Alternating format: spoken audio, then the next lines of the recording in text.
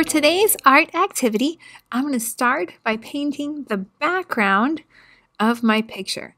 I'm going to paint the colors that will be going in the sky behind my tree. I'm going to start with yellow, which is a primary color. Then I'm going to paint yellow-orange by double loading my brush with a little bit of yellow and a little bit of orange. Put both colors on your paintbrush at the same time. The next color will just be the secondary color of orange. I'm going to continue this process until I have painted the whole paper. Try to paint in nice smooth circles, making sure the colors are touching each other. If your paint is not moving across your paper, put a little bit of water on your paintbrush and then it should slide across your paper a little bit better. Take your time. After orange, we're going to create a red-orange. This is made by double loading your brush with both orange and red. So your colors should start with yellow, then yellow-orange, then orange, then red-orange, then red-magenta, followed by regular magenta, then magenta-purple, followed by purple, and then purple-blue, and then finally blue. You're going to paint in this color order. The only color that we're not going to use today is green. So after I have done my red-orange, I'm going to paint red. So we are painting not only the primary and secondary colors, but also the intermediate colors. Those are the hyphenated ones. To make those, you have to double load your brush. You have to dip your brush into two different colors at the same time. Yes, the paints are going to get mixed up a little bit, and that's okay. Make sure you are painting in a circle. It is okay if the paint gets on the messy mat. That is what it is there for. We are painting in smooth circles. Each ring that you paint should be about twice the size of your paintbrush. So you want to paint like 2 rows with your brush and then move on to the next color. The colors will change gradually, and that is okay. Make sure you get all those white spots in between the colors. Now I am painting just plain magenta because I just got done doing magenta red, which is an intermediate color. Now I'm doing magenta. After magenta, I will combine magenta and violet, and then I will finish filling up the rest of my paper with all of the other colors that I still have left. At the very end, whatever space you have left will just be blue. I am now using white paint to add movement in the sky.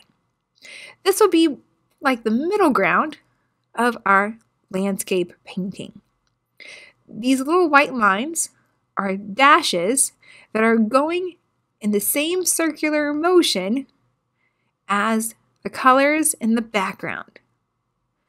This sort of mimics the highlights of the sun hitting the sky and the air and the atmosphere, and also shows maybe some movement of wind in the sky as well. Little lines, it's okay if it's not a perfect pattern, but try to make them going in that circular motion. Fill up the whole paper. After we are done painting the white, we're going to switch to black and paint the tree. The tree can be tricky. If you feel like you need to practice on a scrap piece of paper first, that is okay. I'm going to start my tree kind of about maybe a third of the way into my painting, and I'm going to have my tree grow slowly. The tree branches are curved a little bit, and as the tree branches split, they look like the letter Y. You don't want any of the ends of the tree branches to be fuzzy, so make sure you paint those in. I can always go back later and change the size of those lines if they need to be a little bit wider. I'm going to move on to my next tree branch. It is kind of branching off to the side. You want it to fill the paper as much as possible. It is okay if you make a mistake. Think about it like this. In nature, no two trees are ever the same. Maybe a tornado came along and blew off some of your branches, and that branch got hit by the tornado, and maybe that's why it maybe looks a little messed up, but that's okay. Just keep going.